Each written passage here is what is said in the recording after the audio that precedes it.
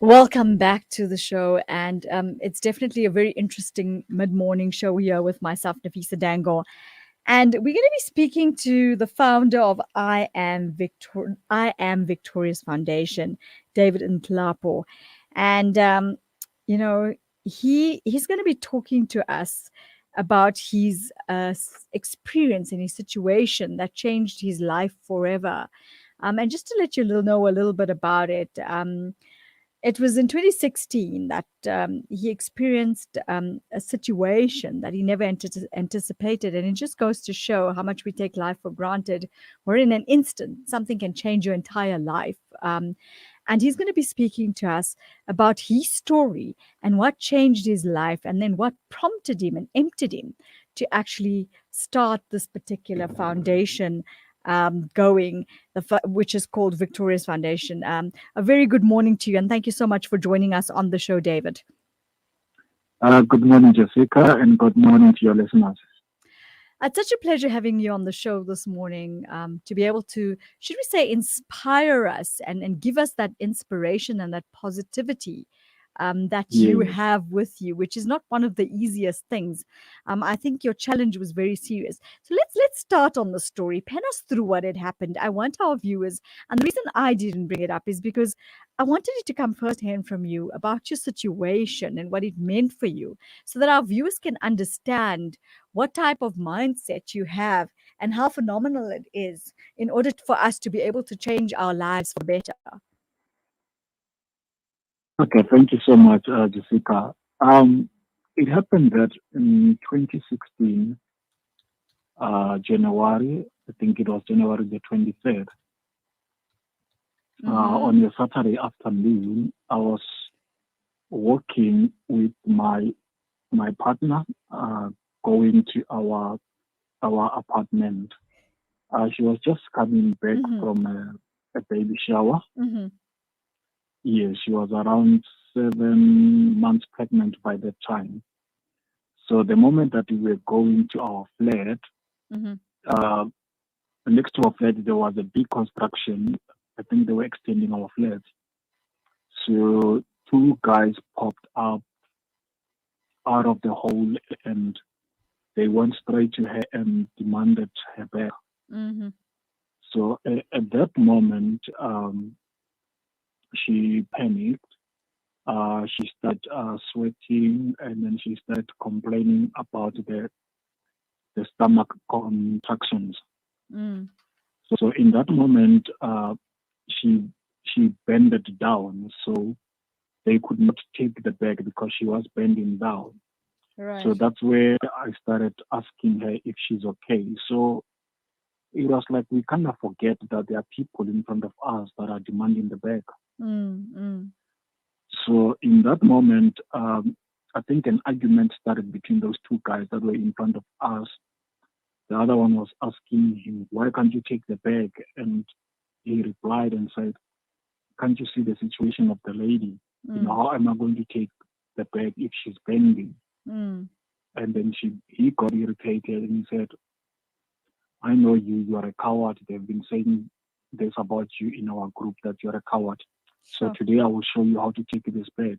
Mm. I think that's the moment where he pulled out the gun and I just heard the noise of the gun. When I said, "Hey man, wait," that's when he pulled out the gun and hit uh, Mm. those two bullets came straight to my two shoulders, Sure. uh, hitting my shoulder and going straight to my spine. That's why I'm in a wheelchair today. I think that's a very heart wrenching story. I mean, the thing is, at that point in time, you did something very selfless, by jumping literally in front and Yes, protecting your family, which was at that point in time your wife and your unborn baby at that point.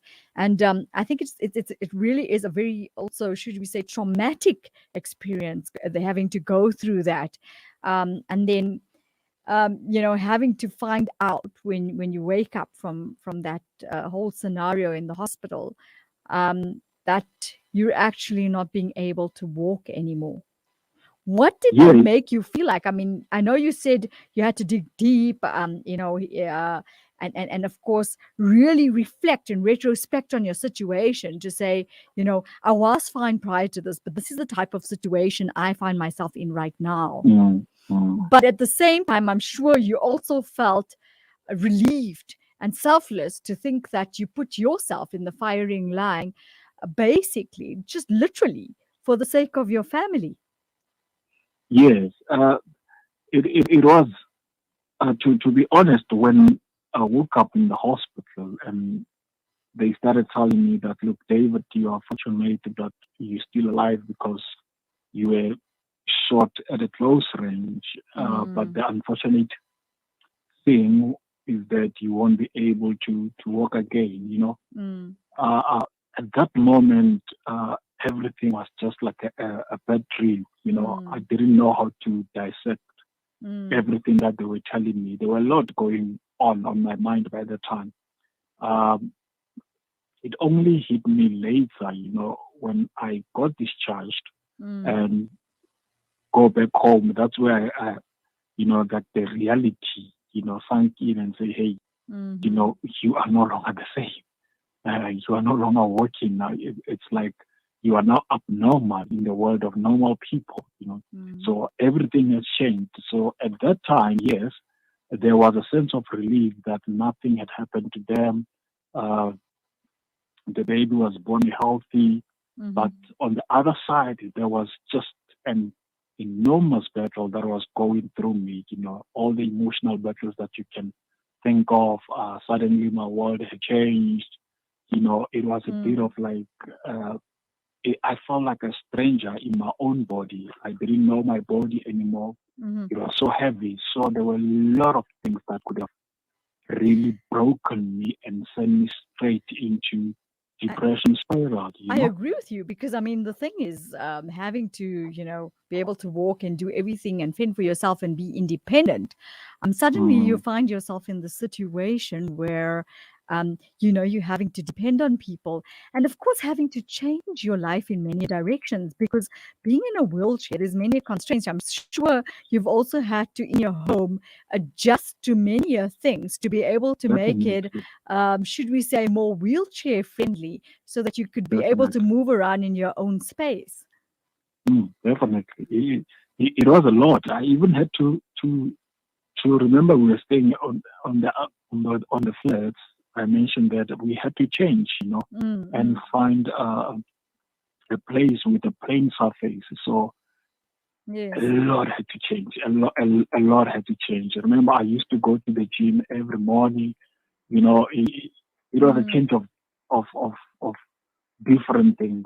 I had to change even the way that I think because now I had to adjust and really now see how can I live my life without now my legs, mm, which is something that I was used to for the past 33 years. So it was a hell of a change, but I can't lie.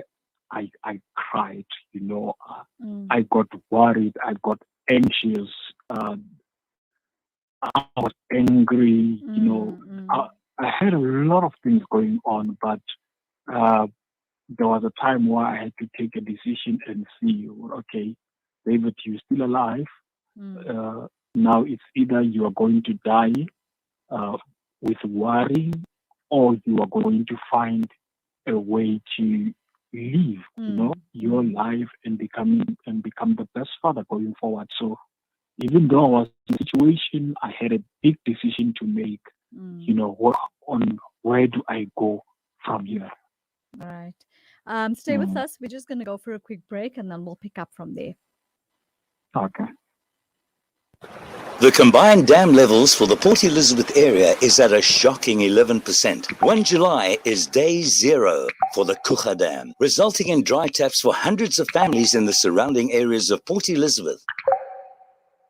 Help us strategize. Support our water drive in the Eastern Cape region of South Africa. Donate your lilla towards the erecting of JoJo tanks in impoverished areas and for the vehicles to deliver water in areas of need. Donate to the Al-Fida Foundation. Visit our website at www.alfida.co.za or contact us at 041 484 1288. Looking to get your kick? Kiki's have now reopened on 235 Matthews Maiwa Road in Durban. Head on over for the Taste with Kick. We offer something scrumptious for everyone in the family. Wraps, chicken tikka, burgers, tender grills, mocktails, milkshakes, and so much more. Corporate and events catering available. Visit our social media pages for more info or call 031 209 0119. Kiki's, the Taste with Kick.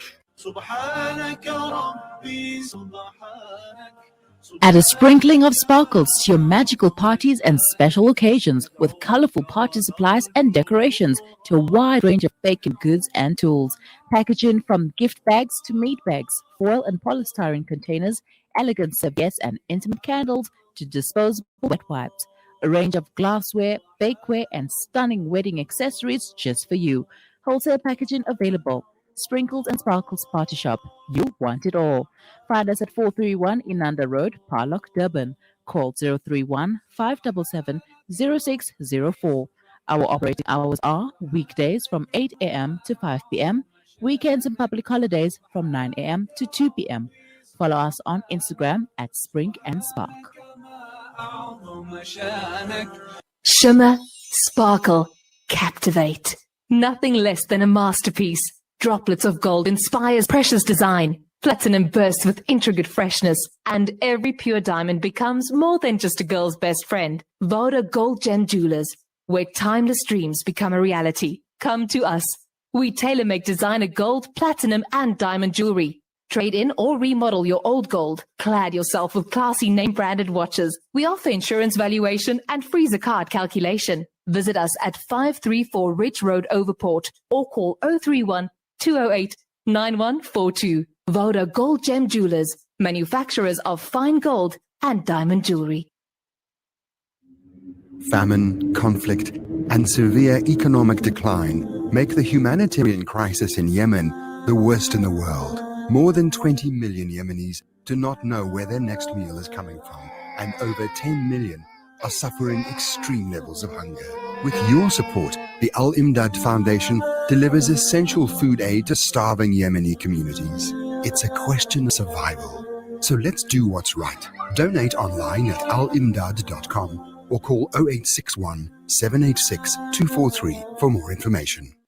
Listen to something fresh. Listen to Salam Media.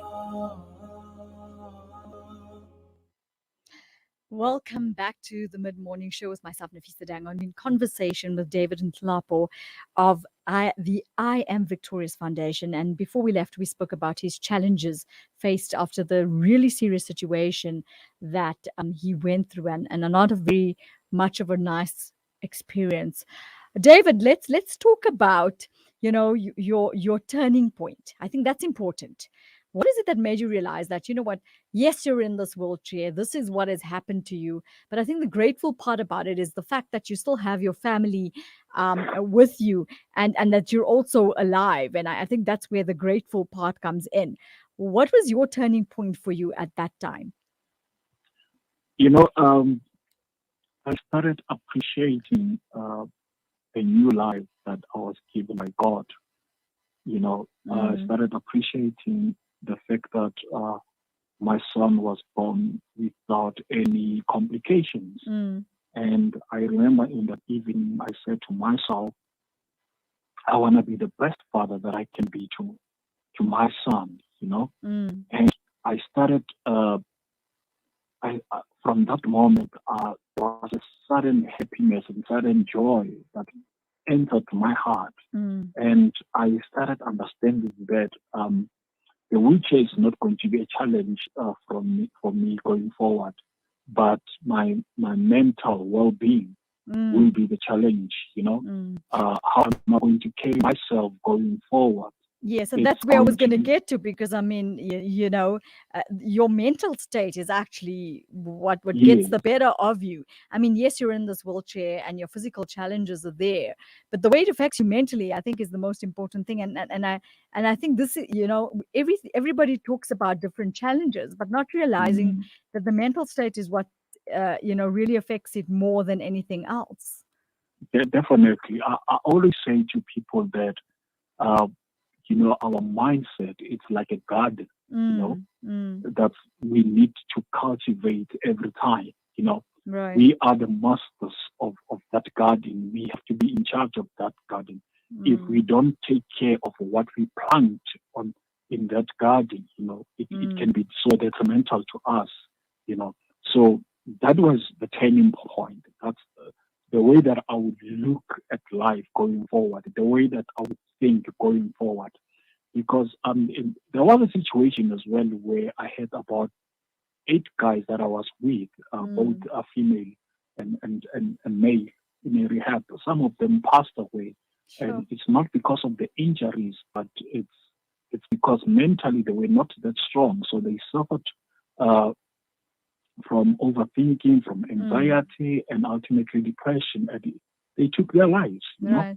So And most of the better, I'm sure this edged you on to be able to open this particular foundation and say, you've gotten over it. You've moved yourself into a better space, and you've learned the word gratefulness, where you're thankful to the Almighty for giving you a second chance at life, and you started looking things at things in a positive way. And it's nice to see that you've started this foundation, the I Am Victorious Foundation, because I'm sure from many a point of view, it's about coaching and personal development and taking the definitely. people that are in a situation like yourself, where they found themselves in a situation where they were fine and now they're in a wheelchair. I think is phenomenal, because now you're literally helping them with the mindset, which I think is the most important thing, as you were saying. Definitely. It's the foundation. It's all about making people to be aware of the resources that lies within them, the power that lies within them. You know, Mm, uh, it's all about knowing that you are not what happened to you. You are what you choose to become. mm, We do a lot of coaching for young kids, for young boys. We do a lot of coaching for teachers at school, and mm, we're just trying to give them a new mentality according to what they can achieve mm, in their life. I always say to mm, people that if you want to live a happy life, a peaceful life, you mhm, need to develop, a consciousness of happiness first. You need to develop a consciousness of peace. You mm, cannot say that you want to be successful with the mindset of poverty while you take all your energy and focus your energy on the situation that you are at the moment. If you say that I want to be successful, then you need to think the thoughts of success. You need to put your mind uh, and position yourself in the things that can make you a better person. So mm, sometimes in life, we cannot choose what happens to us, mm, but we can always choose what we make out of that situation. mm, I've learned that life is all about turning your pain into power. mm. That it's all about turning your lemons into lemonade. We need to have Wow. people that react better to situations. We need to have people that react better to any experience that comes to them. Because if Mm, you can look at this moment, we have prisons that are full of people who chose to react negatively to situations. mm, You know, what do you do, Jessica, when your marriage of 30 years suddenly mm, falls apart? What do you mm. do? I know. What do you do when your business that you have built for 10 years suddenly falls apart? Mm, What do you do when you suddenly lose a person who was very close to you? What happens after that? Does it mean that your life is over? Does it no. mean that it is the end? Does it mean that now you are going to live your life with worry, with depression? Does it Mm, mean that you are going to lose interest in life? So mm, those are the elements that we tackle. We teach people about personal development. That look, Yes, Uh, I what agree has with you happened? there. But I also want Yes. to come in to ask the question, which I think is very pertinent. Do you think that government and other organizations are not giving enough attention to people that are suffering with these disabilities?